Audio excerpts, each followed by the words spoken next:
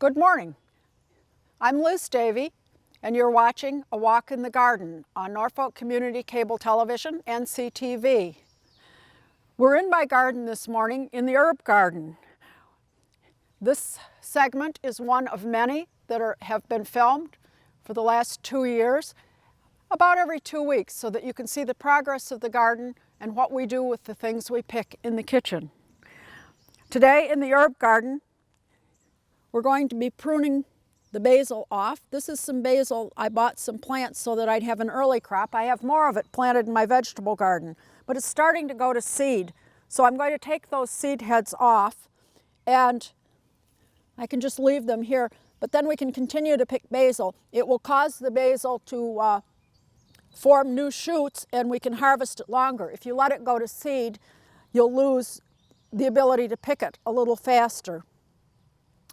We have sage up here, we have lemon basil, we have some more basil over here. Again, it has a bloom shoot on it.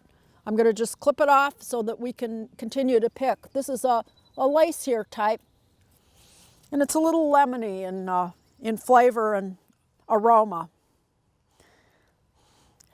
The mints are starting to come along now that we've had a little rain. It's the end of June in the garden, and the roses have started blooming and almost finished. This is the wild type rose officinalis, one of the ones used in perfume, but it's pretty much finished.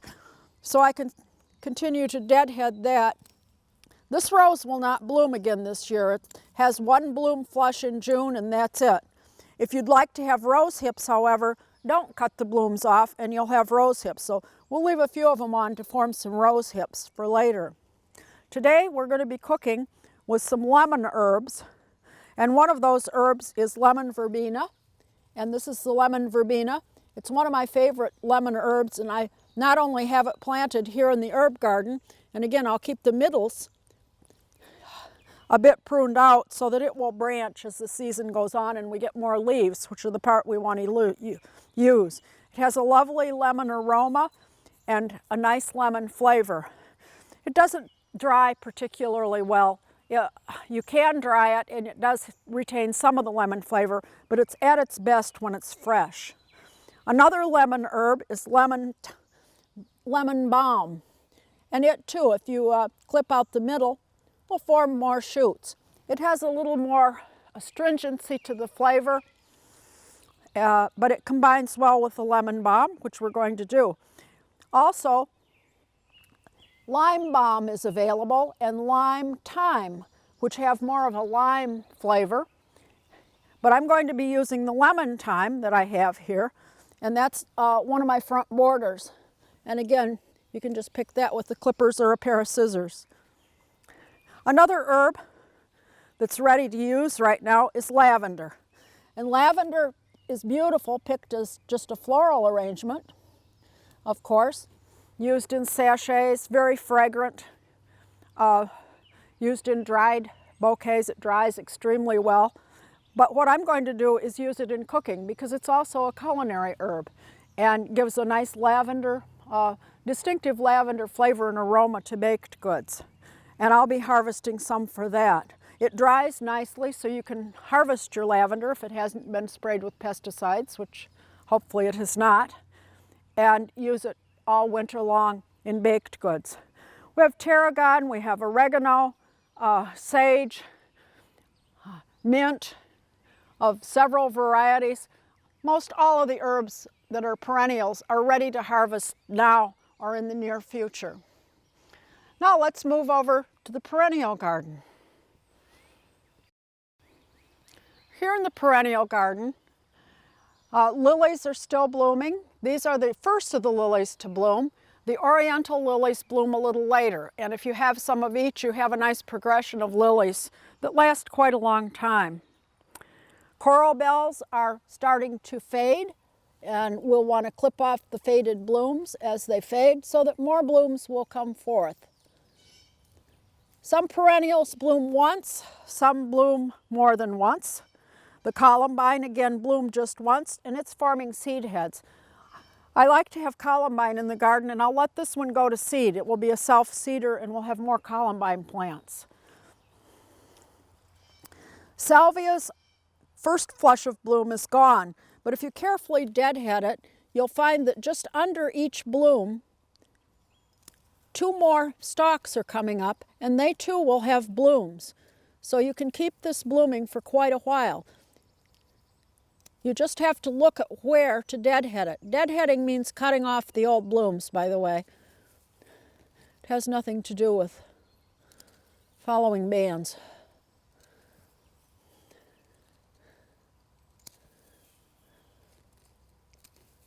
And we'll just, again, cut these off and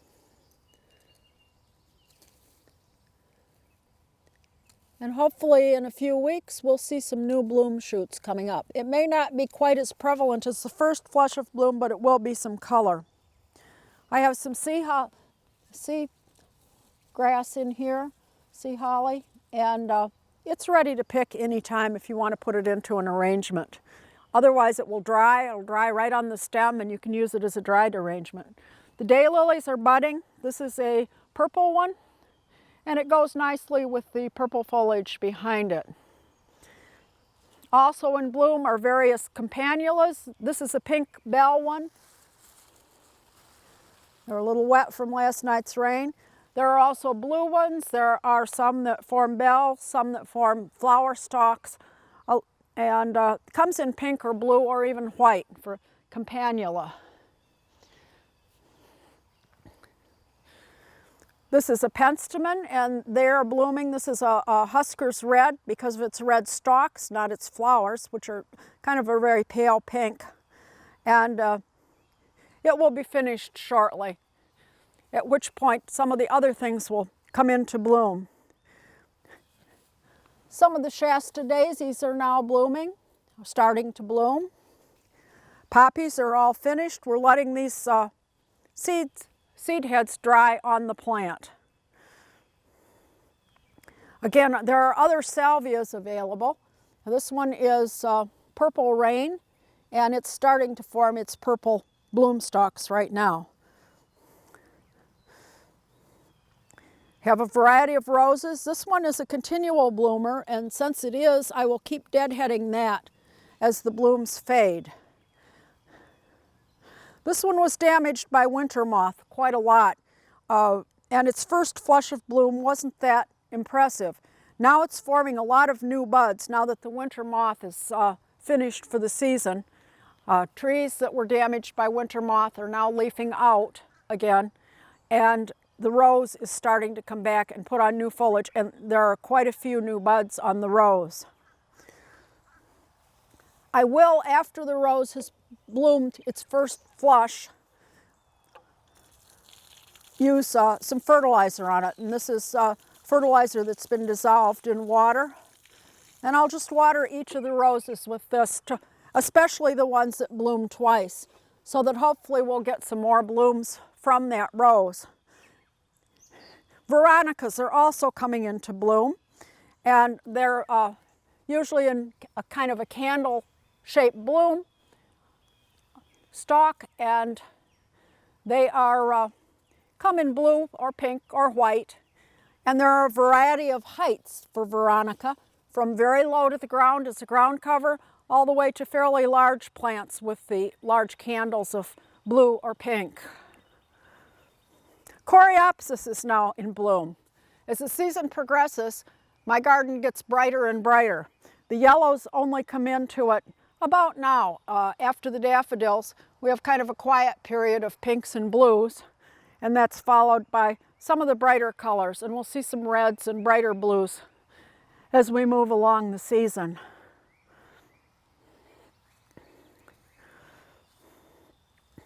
I'm going to put this over here. It's time to pick up any, let's move around this way, any of the bulb foliage that is faded.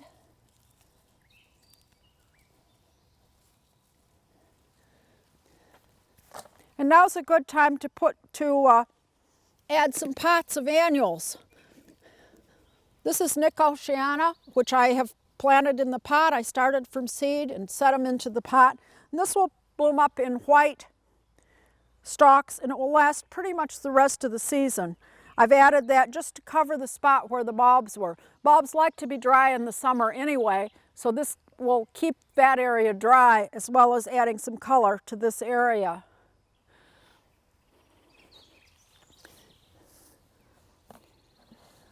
It's last call now, as we approach July 4th, to cut back any chrysanthemums. And you just want to pinch out the very growing tip. This will cause the plant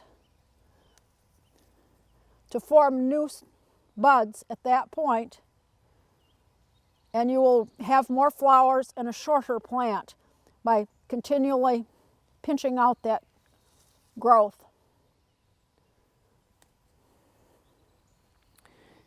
The daisies that you see right here next to the lavender are completely finished, and they're looking pretty seedy. So I'm going to cut those off all the way down the base.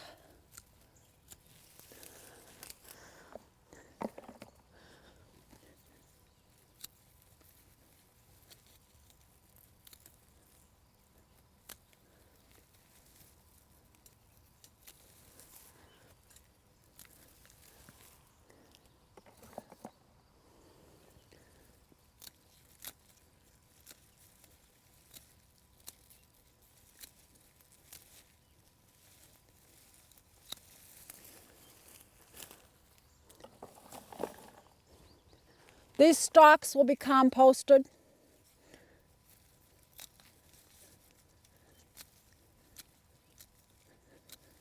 As will most of the weeds that I weed out of the gardens.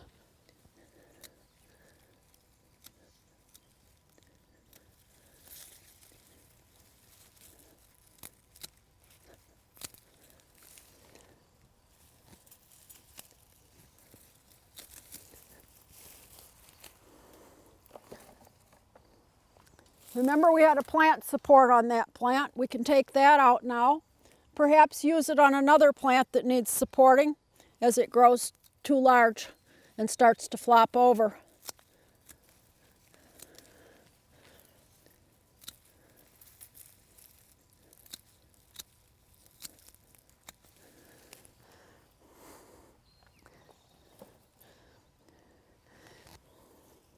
The geranium behind it is finished blooming, and we can also cut off its dead stems, and perhaps we'll get a little more bloom from it later on. This is a foxglove, and it's another self-seeder. Once it's finished, I will let it go to seed. They only bloom for 1 year. It's a biennial. It comes up 1 year and will bloom the next year and then die. So this one is going to go. But it will set seed, and I will have foxglove here again if I let the seeds come up. I have other foxglove that is reseeded in here that's in its first year, and it will reseed. This one will reseed, and hopefully you can keep the foxgloves going on a regular basis that way.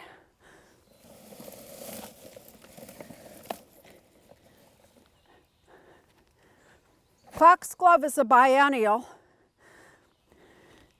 and that's one of the things that reseeds so that you can keep it going.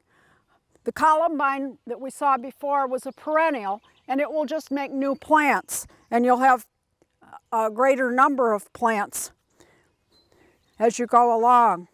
Two other plants that reseed are reseeding annuals for me. And one of them's cleome, and cleome can be purchased as an annual. And the other one's the Nicotiana, which reseeds prolifically, as does the cleome. I've come in here, I leave 3 or 4 of the cleome because it's going to get fairly tall as we go along. And I leave a number of the nicotiana, which will also, like the ones in the pot, grow a tall flowering stem. Some of these are starting to come into flower already. You can plant the seeds and transplant them later or buy the plants, but if you let some of these things reseed, you'll have plenty of plants for years to come. You just have to be sure to weed them out because sometimes they get too close together. There's another reseeder, and that's poppy, and I have a number of poppies up in this area. And these too need to be thinned out, or you have way too many poppies and none of them do particularly well. Again, we're still removing bulb foliage as it turns brown. You can just pull on it, and if it really comes up loosely, it's ready to be pulled out of the garden and gives room for some of the other items. Most of these items today are wet because we had so much rain yesterday. Now let's go into the vegetable garden. We're in the vegetable garden, and many things need attention here today, and it's mostly for picking or removing things that have gone by. The first thing I'm going to be picking are garlic scapes. And many people just pick these off. They do need to be picked off if you want garlic. This is the seed head of the garlic plant, and if you leave them on, your garlic heads will not be very big. So you want to pick the garlic scapes all off of the plants. I used to compost them, and then I realized and read that garlic scapes are edible. So now I pick them and use them. You don't use this little bloom end, that gets cut off, but the rest of the garlic scape can be used, and you can use it just like you would scallions. You can cut it up. It's a milder garlicky onion flavor. They're good grilled, and they make a very nice pesto, as well as using them just cut up and grilled or added to things and cooked. When they're cooked, they have kind of a sweet flavor. So if you have garlic, be sure to cut off the garlic scapes and use them if you can. Share them with a few other people. I have a whole row. I think I will end up sharing it with a number of people before I'm finished. In the area of self-seeding annual flowers, calendula is another one. And if you've ever planted it in your garden, and I do plant some flowers in between the vegetables, calendula will come up every year. It reseeds, and reseeds quite vigorously. It's an edible flower, and I do like it, so I let it continue to reseed. It's reseeded in the area of my spinach, and the spinach is just about done. I think we can probably pull all the plants at this point, and then perhaps let the calendulas take over. I'll have just enough to probably get one salad from all these plants. The radishes have already been harvested, and we can plant another planting of radishes. The arugula is going to seed, and again, we can probably get a few more leaves of arugula before it's finished. I did plant squash in between the scallions and the arugula, so they will start to spread very soon. Right now they're staying very bushy, but we can count on them spreading. All of a sudden, with the rain and warm weather we've had, the peas have started to be harvested. I've already harvested them 2 or 3 times, and these are the snow peas. They're picked when they're small. They're very flat. They're the ones that you see in the stir fries, and that's exactly what I've been doing with them. They freeze fairly well, so if you have an abundance of them, you can freeze them after blanching very slightly. And again, you really have to hunt a little bit because they try to hide in the leaves. Further along, I have what are called snap peas. And the snap peas got so heavy that they actually pulled the vines right over. I need to make a note next year to put in more posts to hold these up. These are also edible potted peas, but unlike the snow peas, these have peas inside when you pick them. Small peas, and you eat the pod and all. The pod is edible, as are the peas inside. You want to pick them when they have some peas and are kind of fat, but still have not fully developed. Further along, I have shell peas. As you remember, we planted 3 different kinds. Now the shell peas, you need to shell before you consume them. And you'll notice that these have good-sized peas inside. And these will be shelled and cooked. And again, all of them can be frozen. These probably freeze the best once they've been shelled and lightly blanched, which means dropping them in boiling water and then cooling them quickly in an ice bath.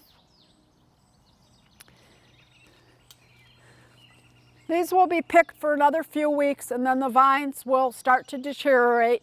There will be no more peas, and we'll take them out. The parsley from last year, the Italian parsley, I've already cut the bloom stalks off. This is the curled parsley, and again the bloom stalks will come off, and very soon this too will brown up, and I'll remove it to plant something else. The old strawberries from last year, or last 5 years actually, that I'm removing, now that our crop is finished, I'm going to take all of these out. And I want to be just sure to get them all out so that they don't mix with the new ones that I put in earlier.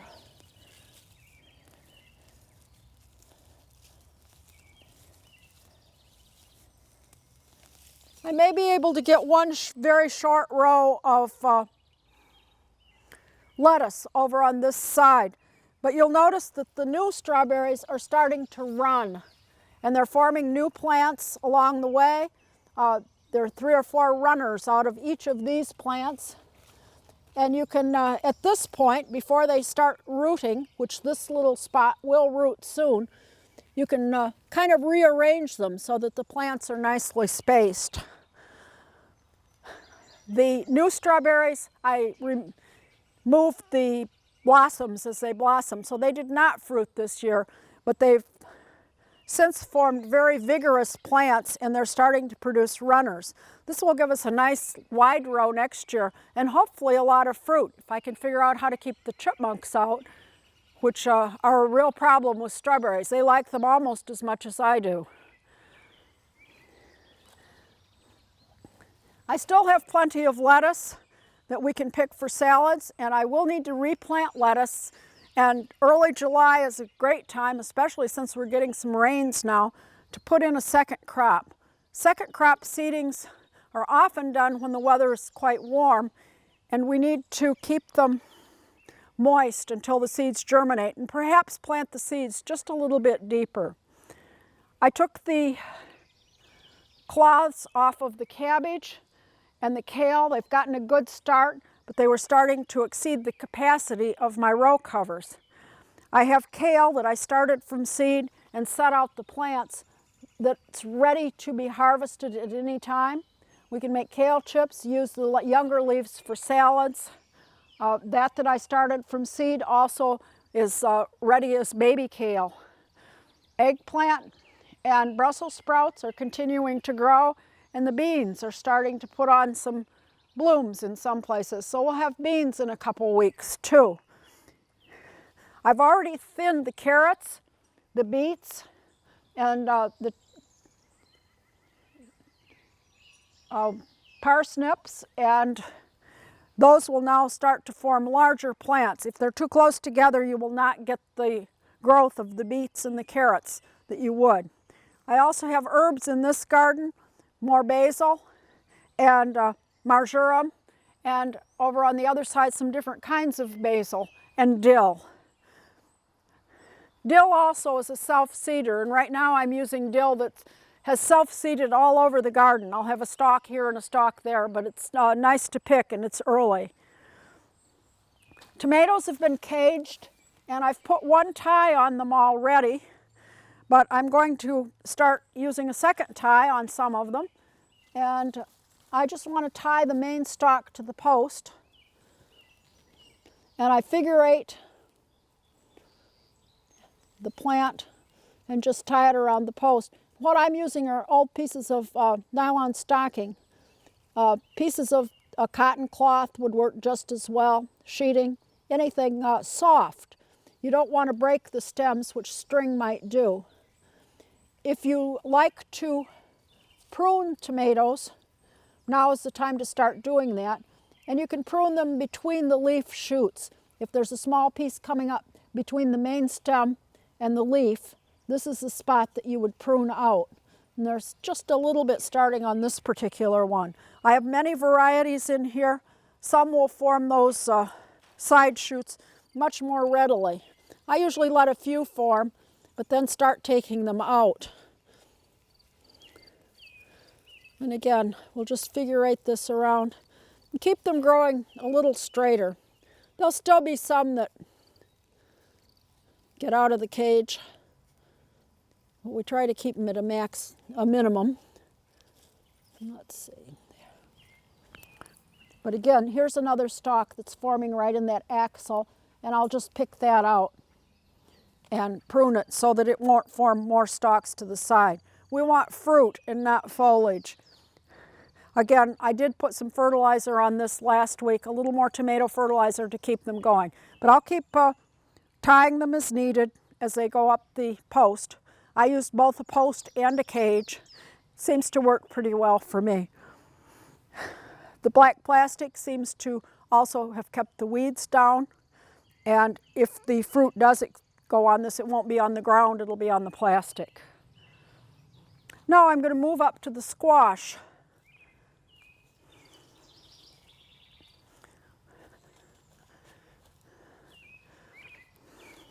Summer squash are plagued by a number of insects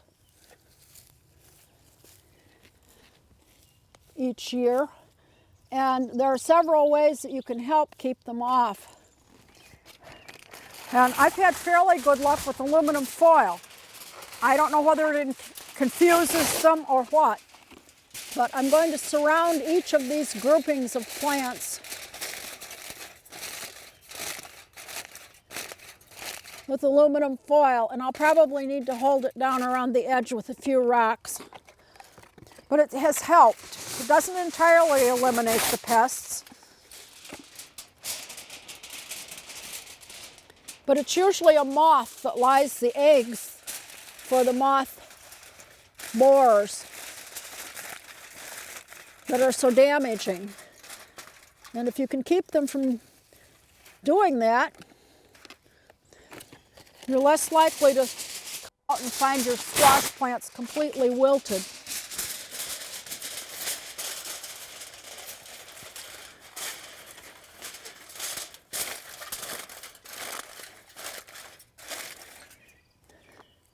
Again, we'll put some rocks on these, keep them in place. And I'll continue doing this with the other squash in the area. Now let's move back into the shade garden area. Be sure to continue watering and fertilizing, and I use a liquid fertilizer that dissolves in the water for annuals. And continue with the annual pots throughout the summer whenever they need it. They do need to be watered, especially if they're in containers. This is a coleus plant. Again, I've been pinching it out. And you can see the results of those pinches in that two stalks are forming where once there was just one. So this will make the plant bushy throughout the season. Now let's move back by the pond. The pond plants have been growing pretty vigorously. They get plenty of water in the pond. And it's time to fertilize them. And this guy, I'm just going to take right out of the water to do it. Empty the pot. The others I will just reach in and poke the fertilizer in. I'm using water plant fertilizer, aquatic fertilizer, and basically you just poke it in at the edge of the pot down about 1 inch to 2 inches. And I'll continue doing this with all of the water plants. I have some elephant ear, ginger, and iris over on the other side. Then we can put it back in. I won't take the others out. They're pretty heavy.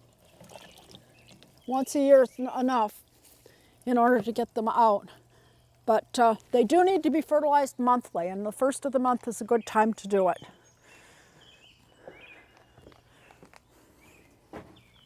Again, I have more coleus back here, which we can prune a little bit in order to keep it growing bushy in this pot. And begonias as well, and those will hopefully bloom a little later. I think this one has red blooms. The hosta is starting to come into bloom, some of it. These will have white or purple bloom stalks. Once it's finished blooming, I will go through and deadhead it just for aesthetics. It won't make it bloom again.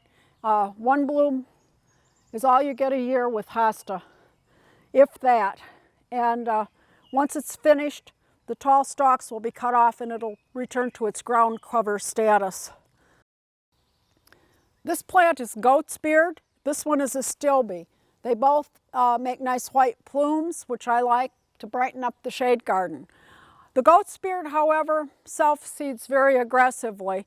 So very soon I will come out with my clippers and cut these down so that they will not self-seed. Otherwise I'll have much more goat's beard than I ever wanted. It will reseed through the whole area.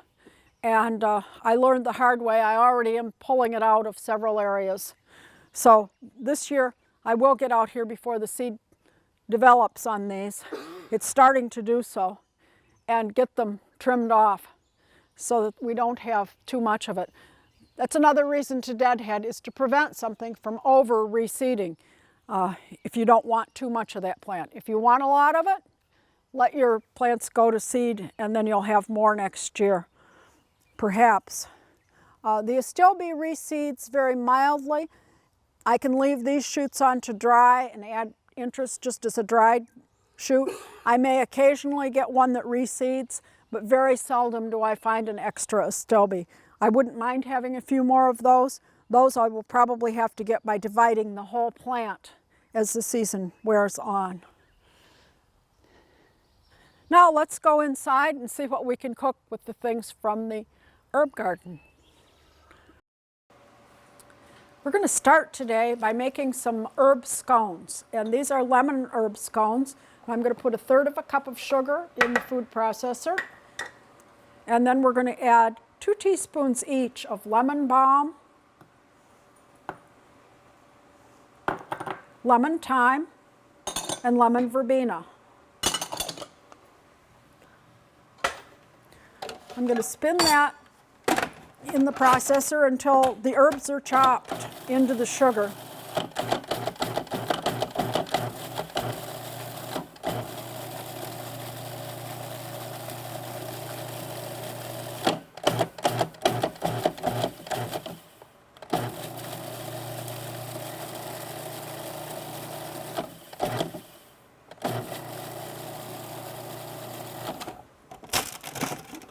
Then I'm going to add 2.5 cups of flour, a tablespoon of baking powder, and a 1/2 teaspoon of salt. And I'll spin that around again a few times to blend it all together.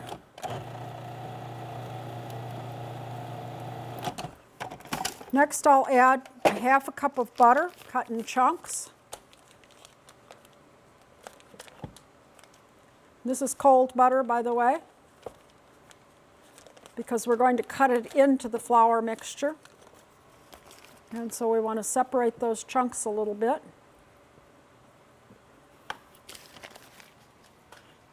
And then I'll cut it right into the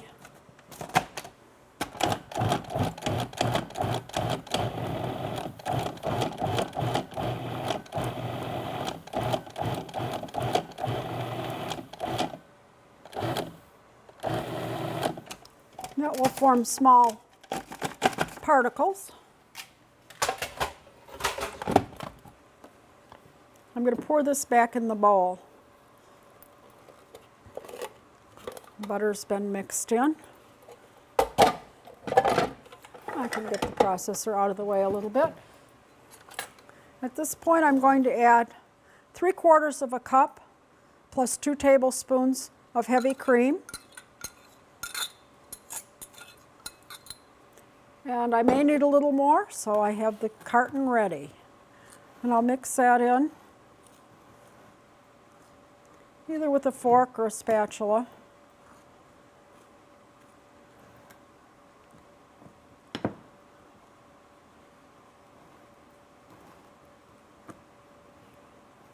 By cutting in the butter, this is what gives the scones flakiness.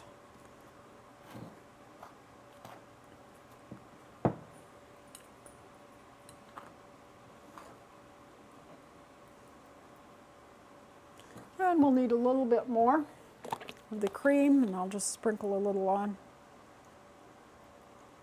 We want it to hold together as a dough, but not be too moist.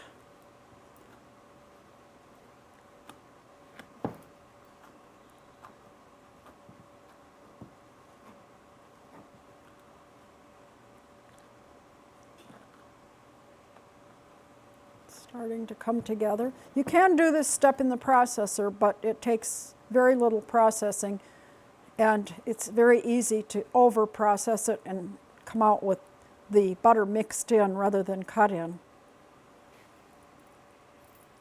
So at this point, I'm going to put it onto my canvas, and we'll continue mixing it by hand.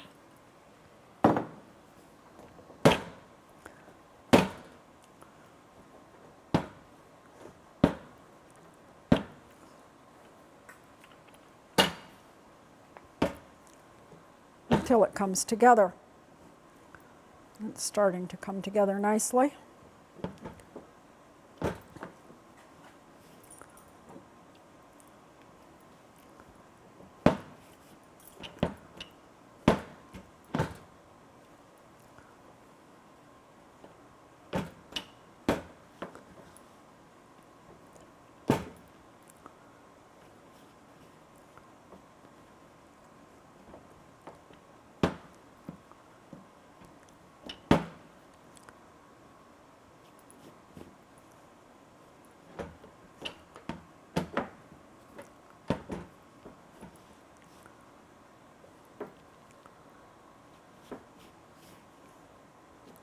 There we have it mostly mixed in now.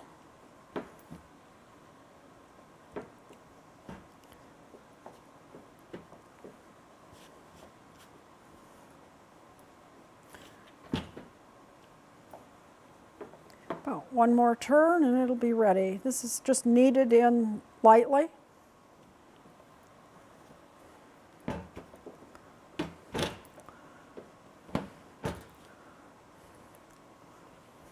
And then I can roll it.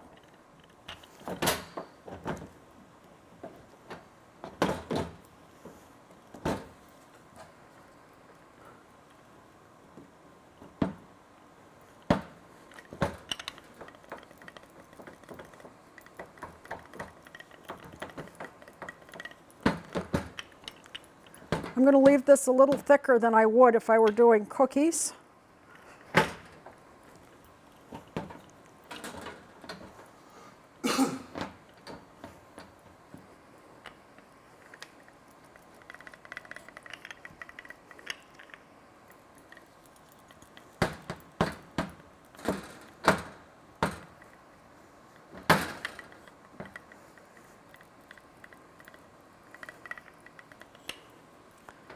And then I'll cut them, and I'm using a square cutter.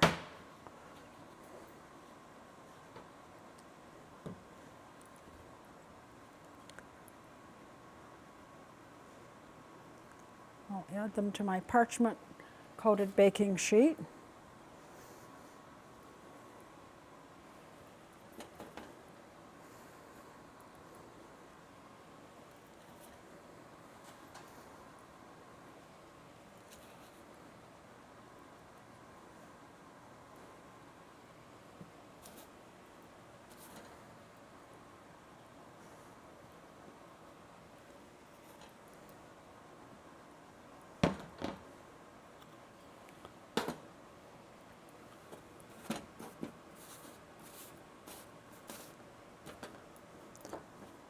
It will be possible to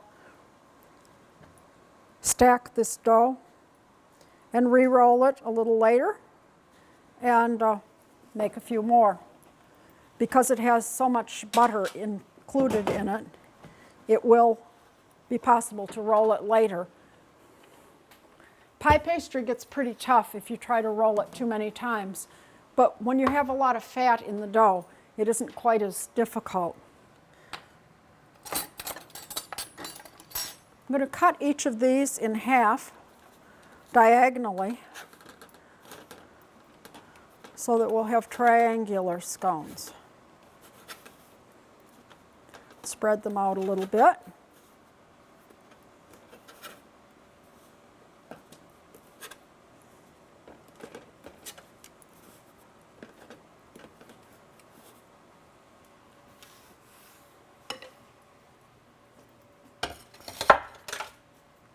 And I'll brush them with a little beaten egg. This is one egg that's just been beaten to mix the yolk and white. And I'm going to brush these.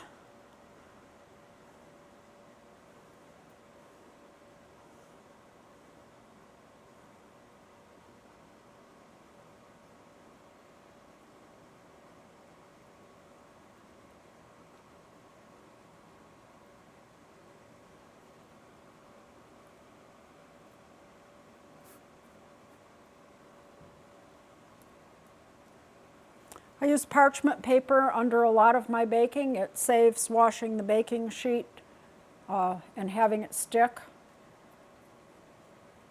And if you're doing multiple batches of something, you can just pull off the parchment, put a new piece of parchment on the sheet, and continue using the same one for subsequent batches. It's very handy for cookies.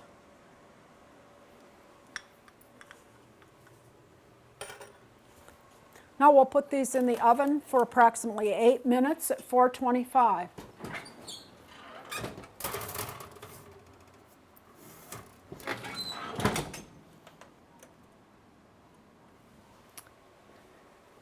And we're ready to work on something else. We picked some snow peas today, and one of the things that you can do with snow peas that's a little bit different is to fill them.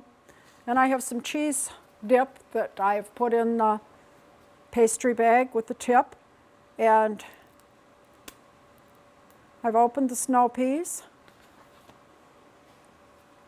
And to do that, you just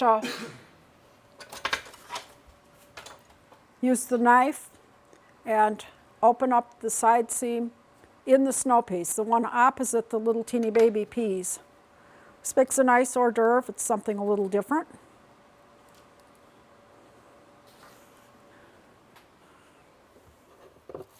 You can serve them on a plate. I put a radish rose in the middle. As I said, I've harvested my radishes and I'm ready to plant more, but we did have a radish that was ready to be used, and I made a radish rose with that, which is just a matter of cutting it with a knife into a rose shape.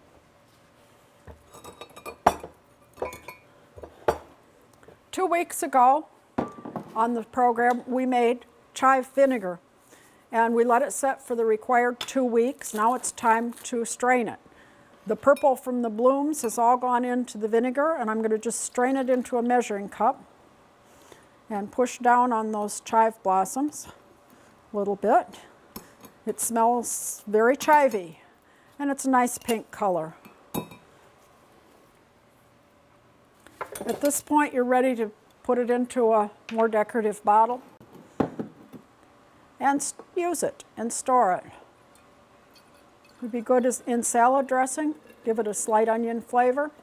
Nice on French fries. And just pretty to look at.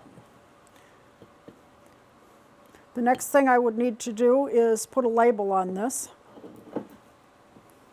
so that I'll know what it is when I go to keep it later on. The last thing I'm going to make uses cilantro, which we didn't pick today, but was available in the garden. And I'm going to make some corn and bean salsa. I probably did this on last year's show.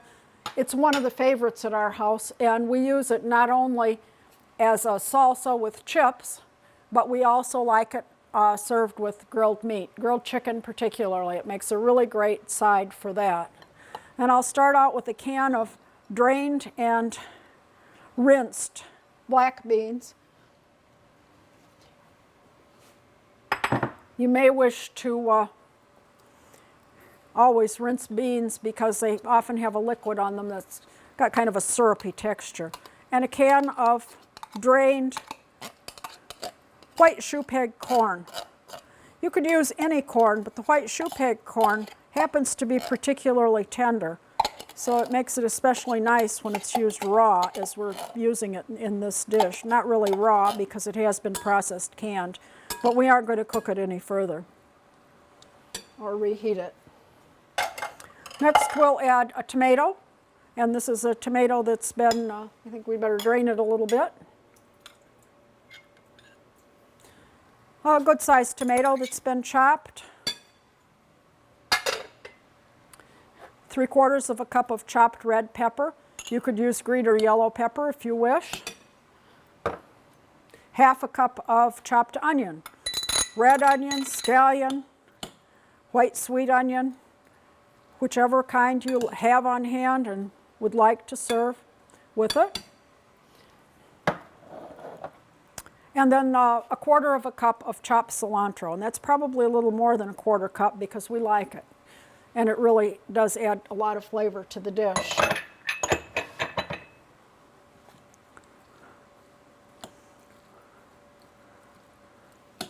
I'm going to add a 1/2 teaspoon of garlic powder. Garlic powder and salt are two different things. This has no salt in it, the garlic powder, and it's fairly concentrated. I like to use the powdered form. You could use regular garlic in here that's been crushed, but this kind of distributes a little more evenly. And we're going to add some hot sauce, about 3/4 of a teaspoon.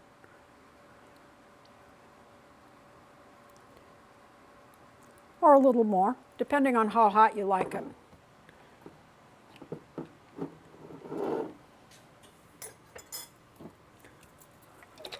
I made up some just oil and vinegar dressing.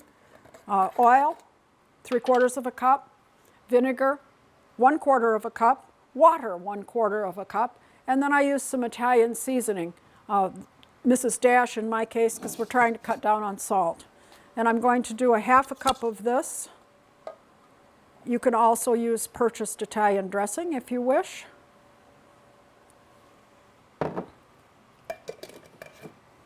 And we'll add that.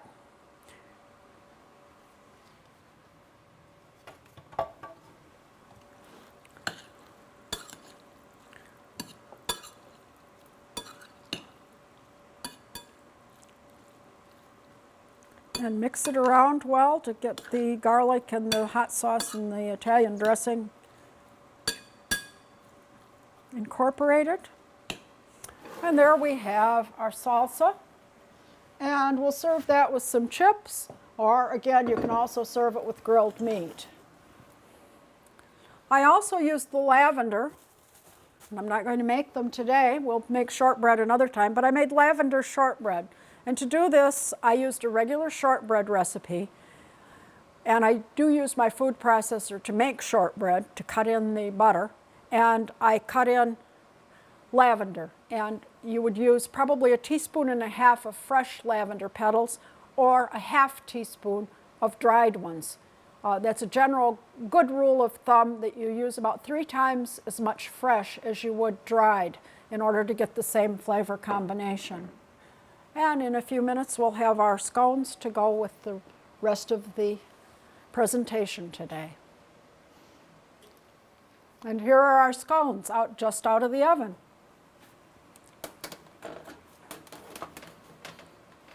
And let's get another pot holder and set them up to front. There we are, fresh and warm from the oven. That concludes today's episode of A Walk in the Garden. I'm Liz Davey, and you've been watching the show on NCTV, Norfolk Community Cable Television. Thank you for joining me.